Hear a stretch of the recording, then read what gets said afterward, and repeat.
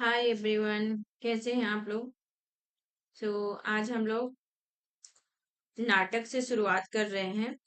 Net के लिए नाटक से जो पूरा नाटक लाइन बाय लाइन हम लोग पढ़ेंगे। आज मैंने अंधेर नगरी नाटक रखा है। अंधेर नगरी नाटक से शुरुआत कर रहे हैं क्योंकि ये सबसे पहला नाटक है जो हमारे यूजीसी नेट में लगा हुआ है। अंधेर नगरी और भारत दुर्दशा दो नाटक हैं जो भारतेंदु हरिश्चंद्र कृत हैं।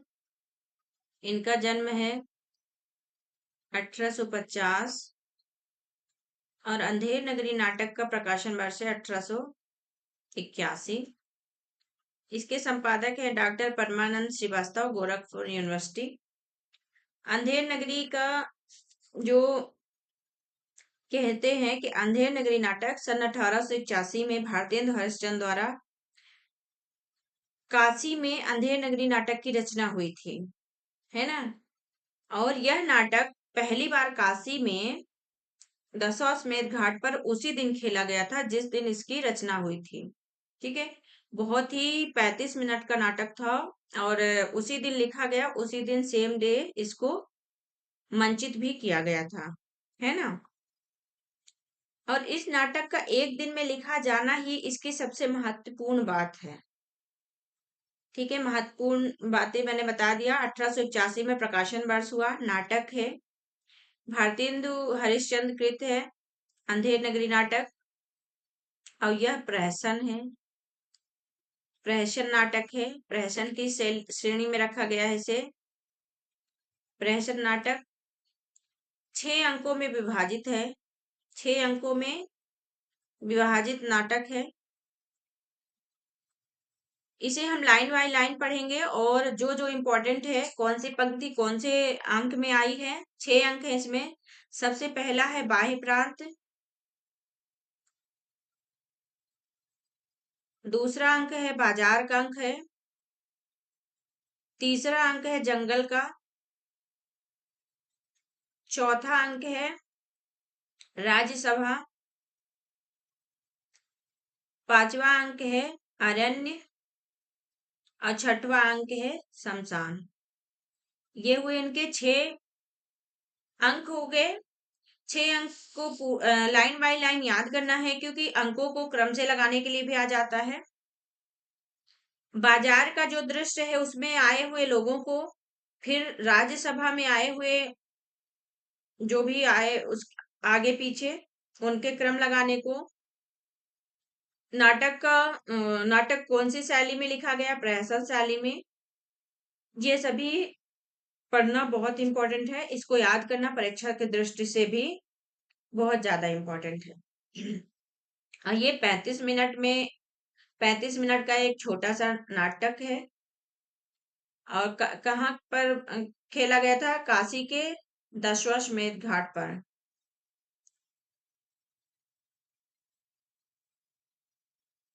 इसमें बहुत सारी चीजें और हैं, इतनी ही इम्पोर्टेंट चीजें हैं जो मैं स्टार्टिंग में बता रही हूँ। इसको हम लोग लाइन बाय लाइन पढ़ते जाएंगे और मैं बताती जाऊंगी कि कहाँ पर इम्पोर्टेंट है। देखिए, प्रथम अंक है इसका,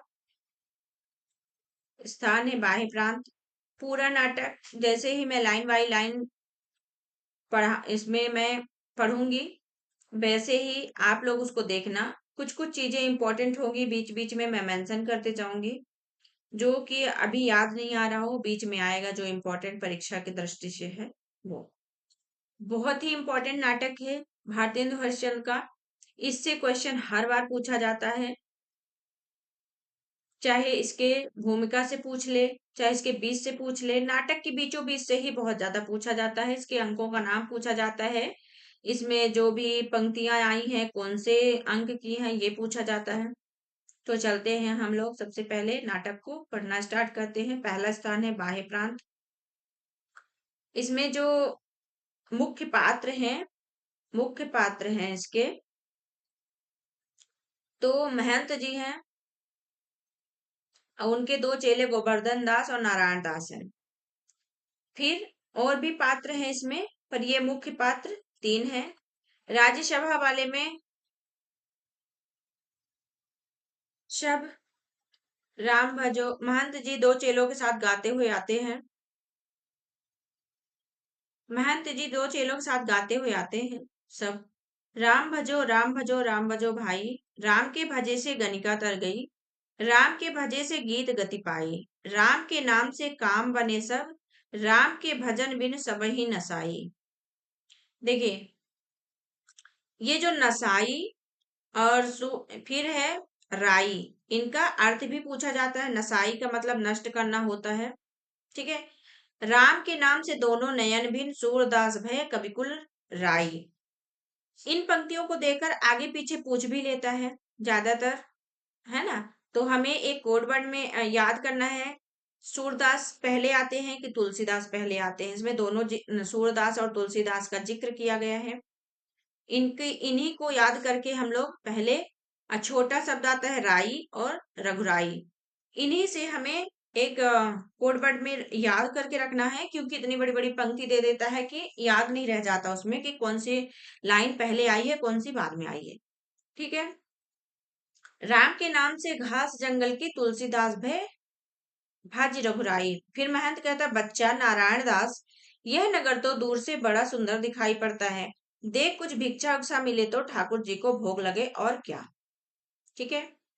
नष्ट होना होता है, नसाई का मतलब होता है नष्ट होना, और राई का मतलब होता है विभिन्न कवियों में श्रेष्ठ। राई का मतलब होता है विभिन्न कवियों में श्रेष्ठ। नसाई का मतलब होता है नष्ट करना। ये भी इंपॉर्टेंट है, बताने का मेरा यही उद्देश्य है कि इंपॉर्टेंट है, ये भी पूछ लिया जाता है। फिर नारायण दास, गुरु जी महाराज, नगर तो नारायण के आश्रय से बहुत ही सुंदर है, जो है सो, पर भिक्षा सुंदर मिले तो बड़ा आनंद होए। लाइन बाय लाइन पढ़ने का एक ही उद्देश्य है, मेरा उद्देश्य यही है लाइन बाय लाइन पढ़ाने का, क्योंकि अगर जो भी लाइन बाय लाइन पढ़े रहते हैं तभी उनको क्वेश्चन सॉल्व करने के लिए सही आता है। और नहीं तो अगर आप नाटक नहीं पढ़े रहेंगे तो आपको बीच से कुछ भी पूछ देता है, कुछ भी उठा के पूछ देता है, जैसे कि ये एक सामग्री है बीच में, इसका अर्थ ही पूछ देगा, कुछ भी उठा के पूछ देगा। तो क्वेश्चन वही सॉल्व कर पाता है जो पूरा का पूरा नाटक पढ़े रहता है। नाटक नहीं, इवन कहानी, उपन्यास, निबंध, सभी को लाइन बाय लाइन पढ़कर ही क्वेश्चन को सॉल्व किया जा सकता है। और जो हमारा अन्य गद्य विधाएं हैं वो बहुत बड़े बड़े हैं, तो कोई कोई चीजों को थोड़ा शॉर्ट में भी पढ़ सकते हैं, पर ये चीजें हमारा उपन्यास जो बहुत बड़े उपन्यास हैं, तो भी देखिए गोदान से बड़ा कोई उपन्यास नहीं है, बट उसको भी पढ़ा जा सकता है। तो नाटक, निबंध और कहानी, ये तीन ऐसे हैं जो दो से तीन बार आप पढ़ सकते हैं। सो चलते हैं आगे। महंत, बच्चा गोवर्धन दास तू पश्चिम की ओर जा और नारायण दास तू पूरब की ओर जा। इंपॉर्टेंट है, गोवर्धन दास किधर जाता है? पश्चिम की ओर। और नारायण दास किधर जाता है? कौन सी दिशा? पूरब की ओर। ये भी पूछा जा सकता है कि जो महंत के दो शिष्य थे, तो गोवर्धन दास किस दिशा में गया और नारायण दास किस दिशा में गया, ये भी पूछा जाता है। बहुत ही माइनर माइनर चीजें पूछी जाती है। अभी ऐसा लगेगा कि इतनी छोटी चीजें तो पूछ ही नहीं सकता है, बट आप प्रीवियस ईयर क्वेश्चन पेपर उठाकर देखिए तो समझ में आ जाएगा कि क्या क्या पूछा जाता है और कैसे कैसे पूछा जाता है। गुरुजी, मैं बहुत सी भिक्षा लाता हूँ, यहाँ के लोग तो बड़े मालवार लगते हैं। मालवार मतलब पैसे वाले दिखाई पड़ते हैं। आप कुछ चिंता मत कीजिए। महंत, बहुत लोभ मत करना, देखना। हाँ, ये इंपॉर्टेंट लाइन है, बहुत ही इंपॉर्टेंट लाइन है, क्योंकि इसको देकर पूछ लिया जाता है कि ये कौन से अंक में आई है, कौन से अंक का है। लोभ पाप का मूल है, लोभ मिटावत मान, लोभ कभी नहीं कीजिए या मैं नरक निदान। इसको मैं हाईलाइट कर दे रही हूँ।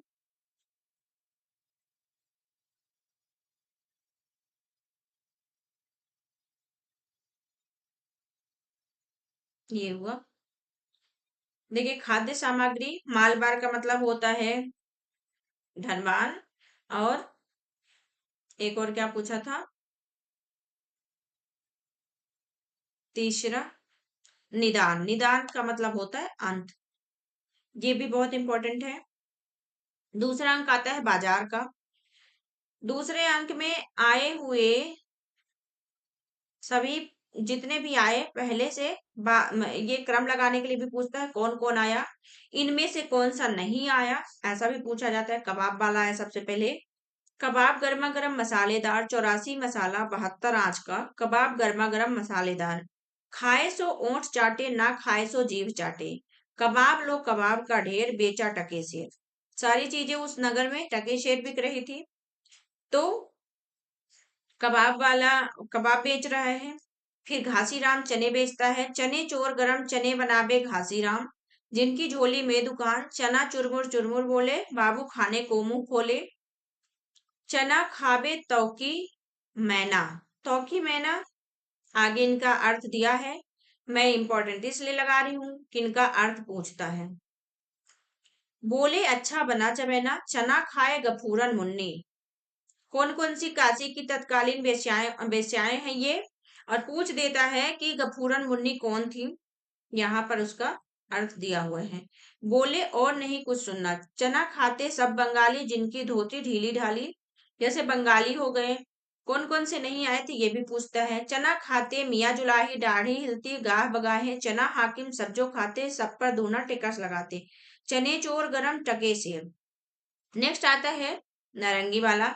नारंगी ले नारंगी, सिलहट की नारंगी, बुटवल की नारंगी, रामबाग की नारंगी, आनंद बाग की नारंगी।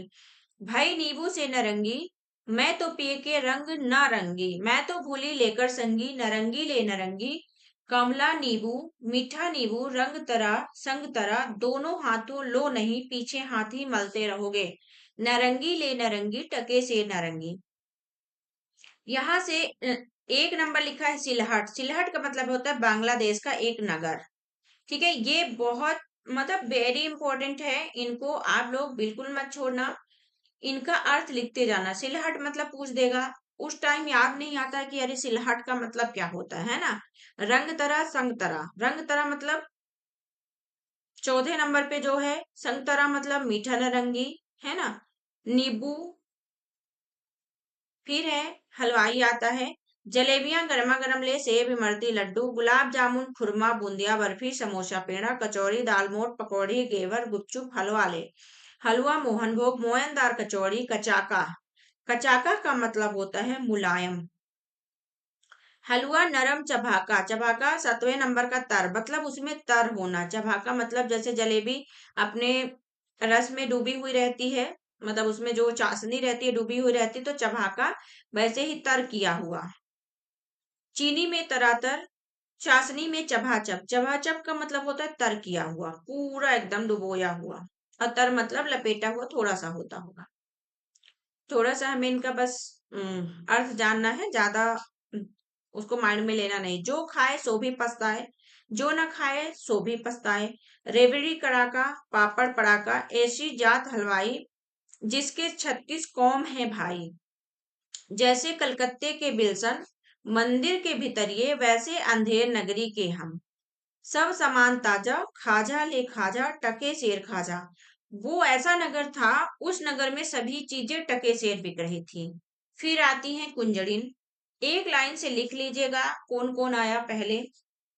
ले धनिया मेथी सोआ पालक चौराई, बथुआ करेमू नोनिया कुल्फा कसारी, चना सरसों का साग। मरसा ले बैगन लौवा कोहड़ा आलू अरुई बंडा नेनुआ सूरन राम तरोई मुरई। ले आदि मिर्चा लहसुन प्याज टिकोरा, ले फलसा खिन्नी आम अमरूद नीबुआ मटर। हो रहा जैसे काजी वैसे पाजी, रैयत राजी टकेसेर भाजी। ले हिंदुस्तान का मेवा फूट और बैर। यहाँ पे फूट और बैर का मतलब है कि फूट डालने वाला, और बैर मतलब अलग अलग करने के लिए। यहाँ पे लिखा भी हुआ है खरबूजे की। हम्म, फूट और बैर का मतलब होता है फूट और बैर व्यंग्यार्थ है, आपसी फूट और बैर का भाव। फिर आते हैं मुगल साहब। बादाम पिस्ते अखरोट अनार बीही दाना। बीही दाना का मतलब होता है अमरूद जैसे एक फल के बीज। आलू बुखारा चिलगोजा सेब नाशपाती बीही सरदा। ये देखिए सरदा कितना इंपॉर्टेंट। सरदा का मतलब ही कोई नहीं समझ पाएगा, सरदा किसको बोलते हैं। आप जोश, ये पूछा गया है क्वेश्चन। आप जोश मतलब मुनक्का। सरदा का मतलब होता है खरबूजे की जाति का एक श्रेष्ठ फल। बेवकूफ बना, हिंदुस्तान का आदमी लक लक, हमारे यहाँ का आदमी बुम्बक बुम्बक।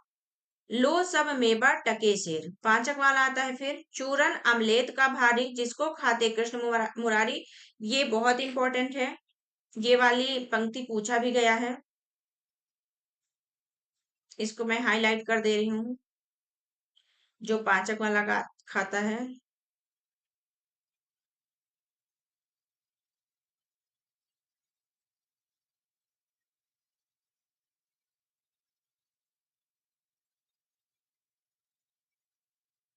यहां से लेके पूरा यहाँ तक, शुरू से लेके लास्ट तक सभी इंपॉर्टेंट है।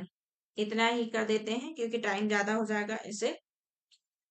पाचक वाला आता है, चूरन अमलेट का भारी जिसको खाते कृष्ण मुरारी। मेरा पाचक है पचलोना जिसको खाता श्याम सलोना। चूरन बना मसालेदार जिसमें खट्टे की बहार। मेरा चूरन जो कोई खाए मुझको छोड़ कहीं ना जाए। हिंदू चूरन इसका नाम, बिलायत पूरन इसका काम। चूरन जब से हिंद में आया इसका धनबल सभी घटाया। चूरन ऐसा हट्टा कट्टा कीना दा सभी का खट्टा। चूरन चला दाल की मंडी इसको खाएंगी सब रंडी। चूरन अमले सब जो खावे दूनी रिश्वत तुरंत पचावे। ये हुआ। यहाँ पे सभी इंपॉर्टेंट उसके शब्दार्थ दिए हुए हैं। आप लोग के पास इसका पीडीएफ नहीं होगा तो बोलेंगे तो मैं टेलीग्राम पे पीडीएफ भेज दूंगी, और पीडीएफ के लिए टेलीग्राम ज्वाइन कर लीजिएगा।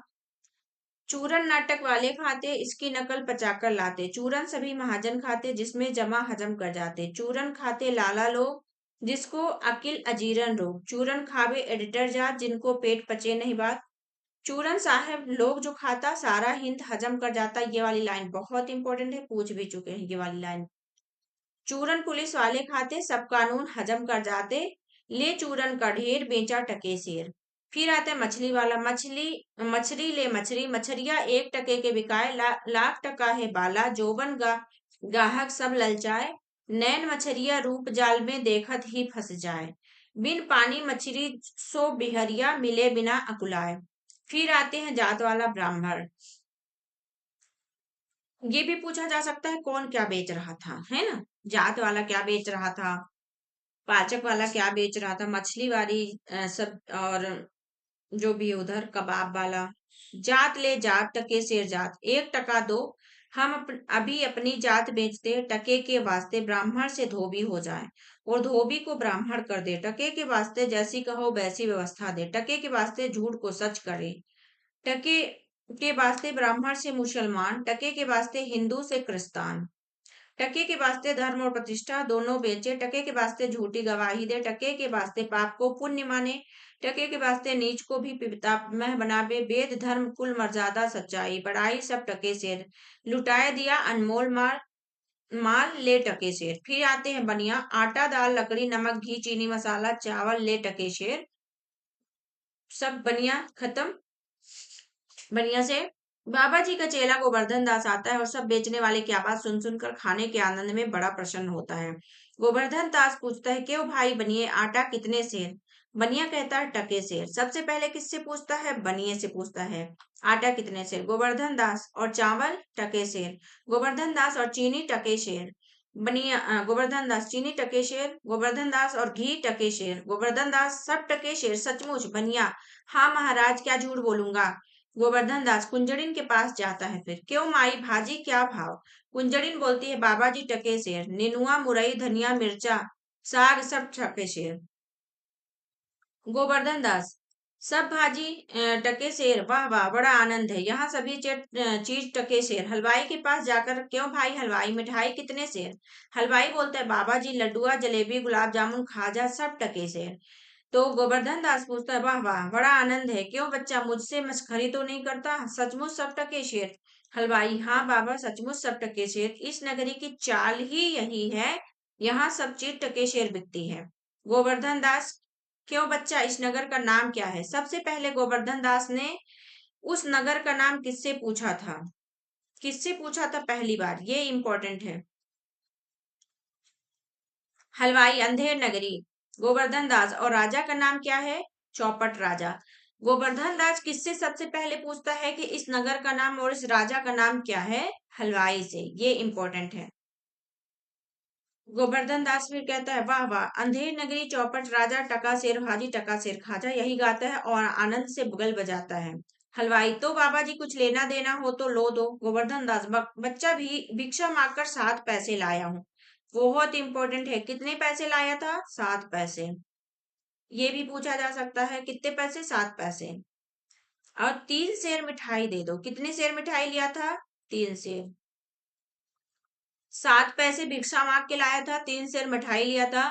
गुरु चेले सब आनंद पूर्वक इतने में छक जाएंगे। हलवाई मिठाई तोलता है, बाबा जी मिठाई लेकर खाते हुए अंधेर नगरी गाते हुए जाते हैं, यवनिका गिरती है।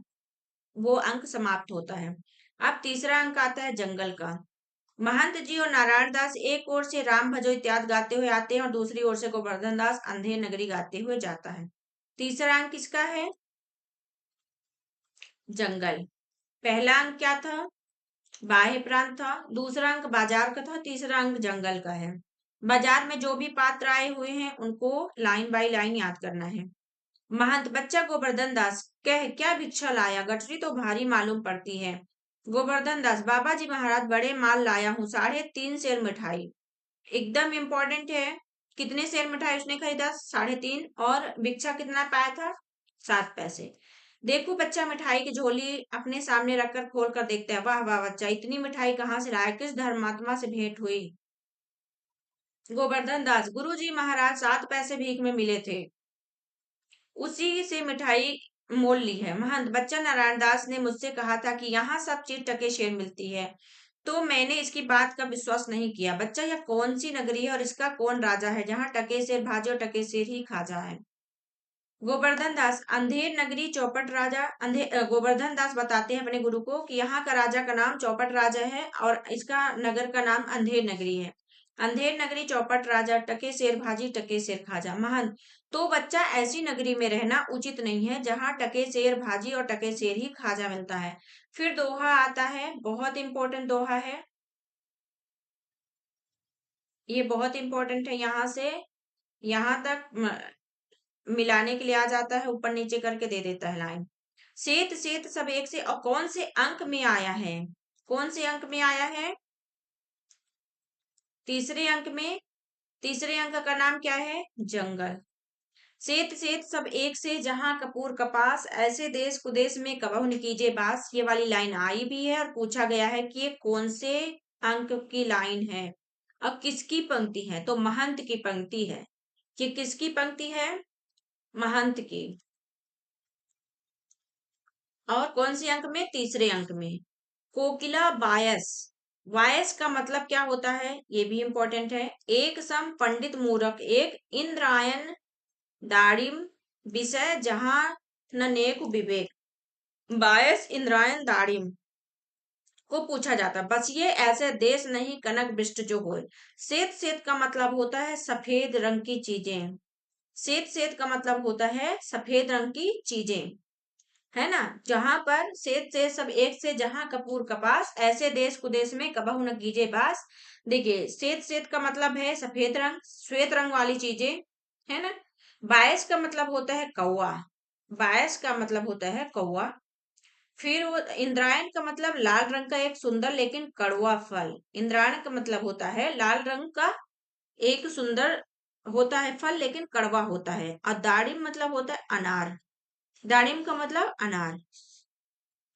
वरंच बाजे दिन उपास करना पड़ता है, सो मैं सॉरी।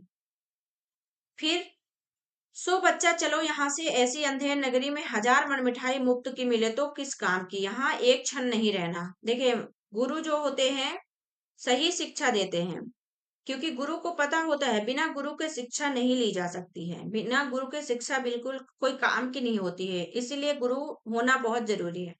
इनके गुरु भी बहुत चालाक थे और समझ गए कि यहाँ ऐसी ऐसी चीजें मिल रही है, जो फ्री की चीजें मिल रही है, जहाँ वैसा चीजें बिल्कुल ही, वहां उस देश में रहना बिल्कुल ही ठीक नहीं है, क्योंकि आगे जाके हमें दिक्कत हो सकती है।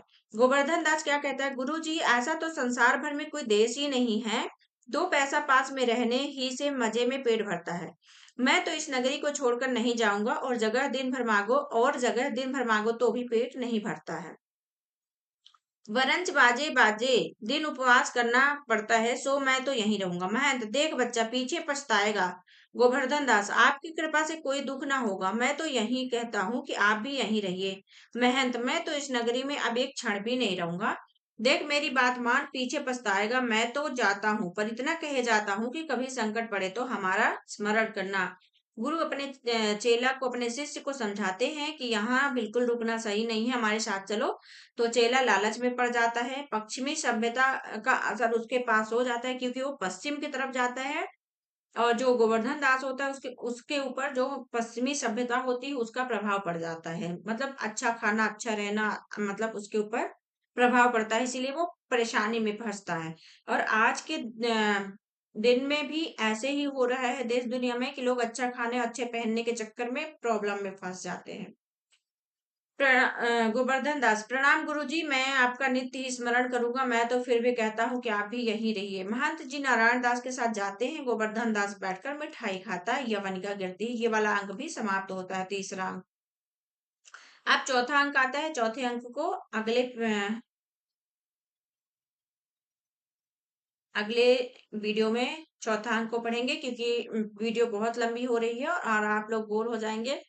सो हमारा ये नाटक लाइन बाय लाइन है। आप लोग को अच्छा लगे तो हमारे चैनल को सब्सक्राइब जरूर करिएगा। आगे जो भी हम वीडियो डालेंगे उसका अपडेट आप लोग को मिलता रहे जिससे।